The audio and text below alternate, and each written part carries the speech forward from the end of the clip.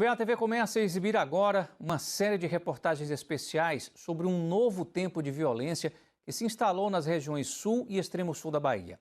Um problema histórico agravado pela demora da homologação de terras demarcadas. O atraso fez indígenas avançarem sobre fazendas e outras propriedades que ficam dentro dos territórios Pataxó e Pataxó-Ranranhém. Desde 2022, os conflitos se tornaram rotina. Neste período, 6 indígenas foram mortos em confrontos, seja em tentativas de reintegração ou emboscadas. Enquanto isso, os produtores dizem que sofrem invasões violentas de indígenas armados. Para contar todas as versões desta história, fomos a primeira equipe de TV a entrar sem a polícia nas áreas de conflito. Veja a partir de agora a realidade de quem vive em terras em guerra.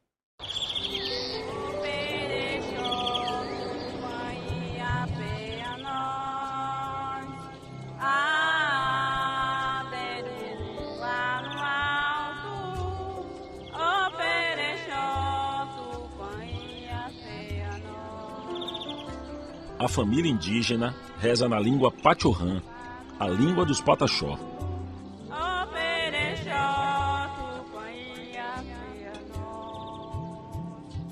Desde 2022, eles choram a perda de um dos seus filhos, um adolescente de 13 anos. A cruz está cravada no local exato onde o jovem foi atingido com um tiro de fuzil.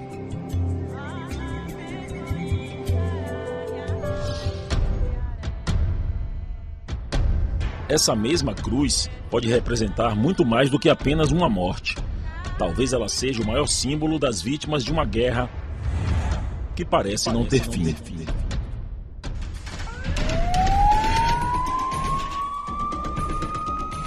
Uma guerra por território e que há décadas aterroriza as regiões sul e extremo sul da Bahia. E assim termina a história da família Pereira aqui. São indígenas.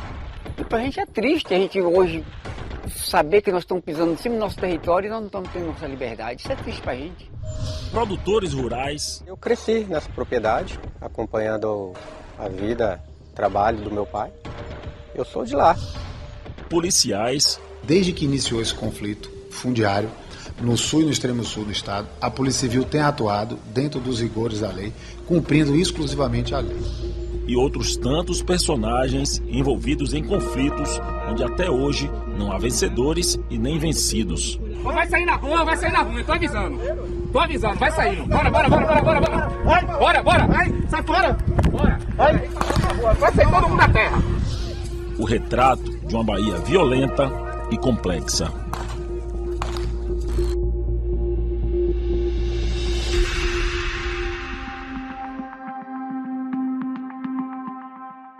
Brasília, 12 de março de 2025, 18 horas. O ministro da Justiça e Segurança Pública, Ricardo Lewandowski, e a ministra dos Povos Indígenas, Sônia Guajajara, recebem 300 lideranças de comunidades do sul e extremo sul da Bahia. A audiência era considerada decisiva para o futuro das demarcações na região. Os indígenas se mostravam esperançosos pela homologação de territórios, quando a demarcação se torna definitiva. Mas, naquele dia, eles também estavam de luto. Município de Prado, madrugada do dia anterior, 11 de março. O indígena Vitor Braga Braz, de 53 anos, é assassinado em uma emboscada na saída da aldeia Terra Vista, território Pataxó de Barra Velha de Monte Pascoal, extremo sul da Bahia. A aldeia de onde Vitor saía de carro é uma área de fazenda que foi ocupada pela comunidade Pataxó desde 2022. Os dois fatos, o de Brasília e o de Prado, aconteceram com a diferença de poucas horas. Os indígenas estão convencidos de que o ataque foi um recado dos produtores rurais antes do encontro com os ministros. Há pouco mais de um mês, em pleno abril indígena, no dia 6, outro assassinato. O Pataxó Celestino Lima Filho, de 50 anos, foi morto com um tiro enquanto tentava ocupar uma fazenda do território indígena de Comexatibá, também no extremo sul. Não só as duas mortes ocorridas esse ano, a de Vitor e a de João Celestino, mas todo o tensionamento recente no sul e extremo sul da Bahia, teria se iniciado com o avanço de ocupações pataxós após a conclusão dos estudos da FUNAI. Esses estudos não deixam dúvida. Algumas regiões do sul e extremo sul da Bahia são território tradicional indígena.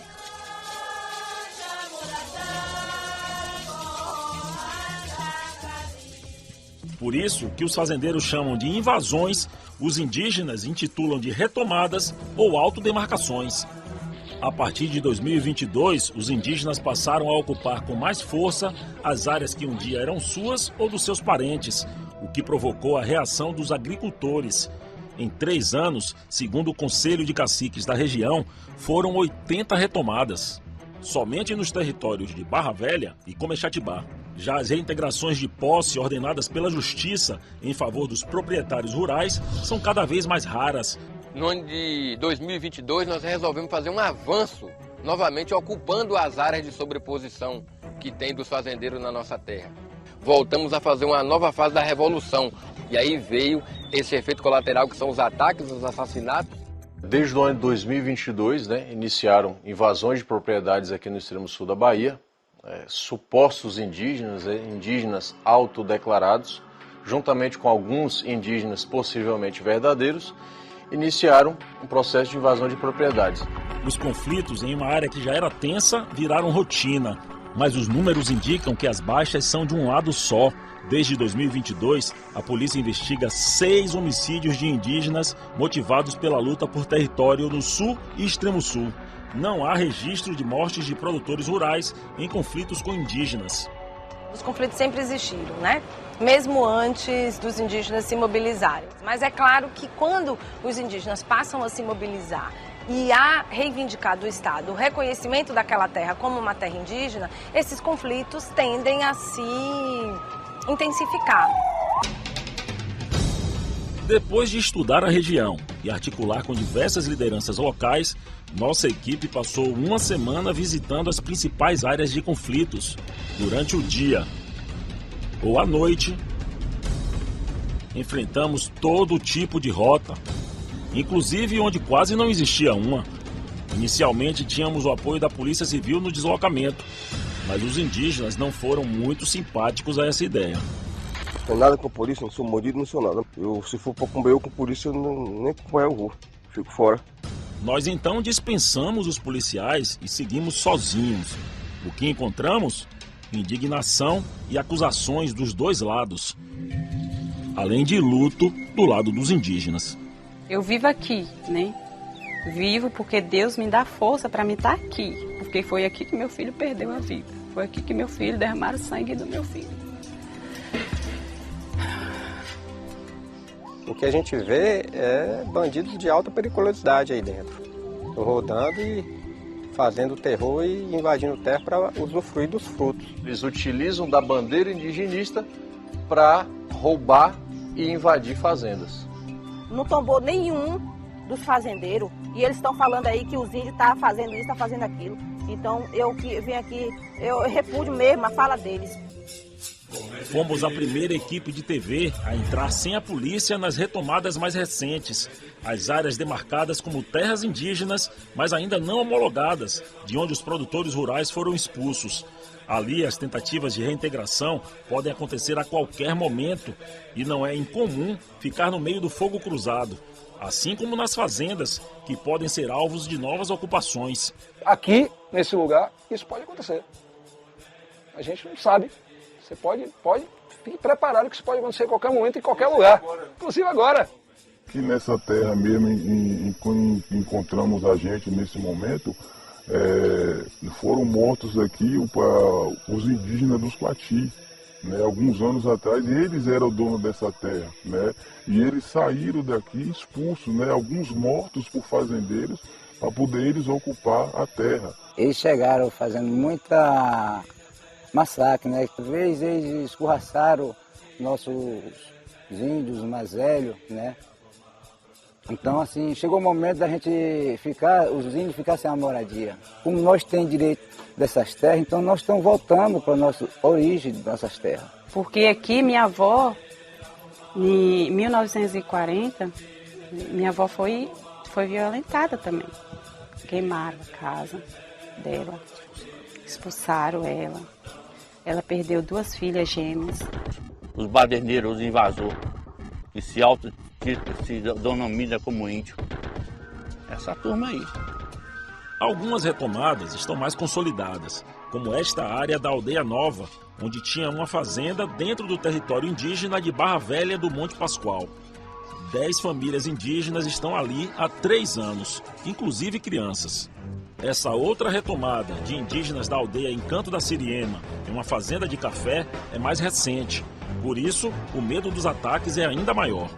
Fica uma imagem muito triste na nossa mente, nas nossas crianças. Ninguém dorme direito. Do outro lado, histórias de prejuízos causados pelas retomadas indígenas. Dói demais ver isso aqui. O fim de toda uma história de décadas. Aqui hoje nós estamos vivendo aqui, eu acho uma zona de terror. É como se fosse fim de mundo, assim, sabe? José Geraldo Favarato denuncia ter sido expulso pelos indígenas de uma propriedade no município de Itabela. Eles me expulsaram da fazenda e tomaram conta de tudo. Eles pegaram um trabalhador meu que estava lá no cacau, bateram, espancaram, expulsou ele. Que violento não é retomada indígena, que violento é a reação a elas. A reação que é feita pelos fazendeiros contra as retomadas. Fato é que relatos sobre violência estão por todo o sul e extremo sul. Mas as terras indígenas de Barra Velha e Comexatibá são as que mais registram confrontos e mortes. A terra indígena de Barra Velha tem pouco mais de 52 mil hectares, como mostra o estudo de demarcação da FUNAI. A região ocupa áreas dos municípios de Itabela, Itamaraju, Prado e Porto Seguro. O processo até a demarcação definitiva se arrasta desde 2008, há quase 17 anos, e já cumpriu todas as etapas judiciais e administrativas. Restam apenas as portarias declaratórias de homologação do território. Por isso, o ministro da Justiça e Segurança Pública foi cobrado frente a frente durante a audiência em Brasília. Nosso povo está morrendo e a gente precisa urgentemente dar essa portaria declaratória desse território. Esse território é nosso. Em Barra Velha, a partir de 2022, os indígenas fizeram 70 retomadas de propriedades. Eles acreditam que Samuel e Nauir Pataxó foram mortos em uma emboscada por vingança 11 dias após a retomada das fazendas Condessa e Veneza. Assassinaram os primos da gente, que é Samuel, que é meu primo, e Nauir, que é primo também. Colada com Barra Velha, a terra indígena de Comexatibá, com pouco mais de 28 mil hectares, é outra área onde os conflitos têm se intensificado. Desde 2022, 10 retomadas foram feitas. Foi em uma retomada indígena na aldeia Alegria Nova, na TI Comexatibá, que Gustavo Pataxó, o jovem simbolizado pela cruz, foi morto durante uma tentativa de reintegração. Comexatibá, que fica no município de Prado, foi delimitada pela FUNAI em julho de 2015. No Brasil, é a terra indígena que enfrentou mais contestações judiciais.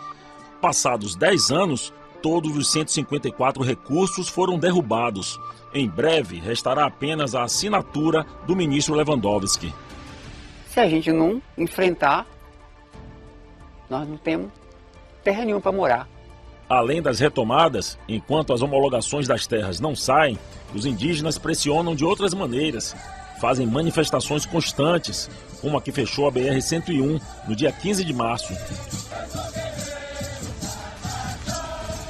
As investidas indígenas fazem os produtores rurais se movimentarem para além das tentativas de reintegrações. Eles também interditaram a BR-101 em Itamaraju no dia 17 de março. A polícia é criticada pelos dois lados. A gente quer se envolver, né? Quer saber, né? Quer descobrir como é que é isso, velho. Por que a polícia não faz nada? Se eles determinarem lá, a gente faz, certo? Mas a principal função nossa aqui é evitar conflito, evitar cometimento de crime. Como assim conflito? Existe uma vítima e existe alguém que está cometendo crime. Simples assim. E como que essa polícia chega e diz que não tem ordens? Quando a polícia chega, que a gente sabe que tem alguém armado, a gente fala para eles, ó, aquele lá tá armado, tem arma não. Eles não vão. Mas quando é os indígenas, eles partem para cima. Com a crise, no dia 19 de março, os secretários de Segurança Pública e Relações Institucionais foram pessoalmente a Teixeira de Freitas, a 225 quilômetros de Porto Seguro, participar de uma reunião com produtores rurais. No dia seguinte, em 20 de março, aldeias do território indígena de Barra Velha viraram cenário de guerra.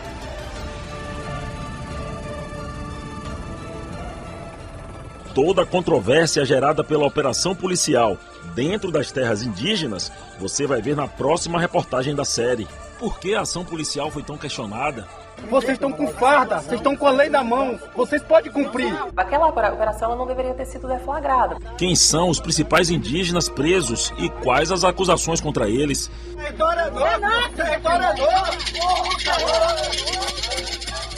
É real a acusação de que há uma organização criminosa atuando junto com os pataxós? Os indígenas, com certeza, têm uma organização, sim, são bastante bem organizados, só não é uma organização criminosa.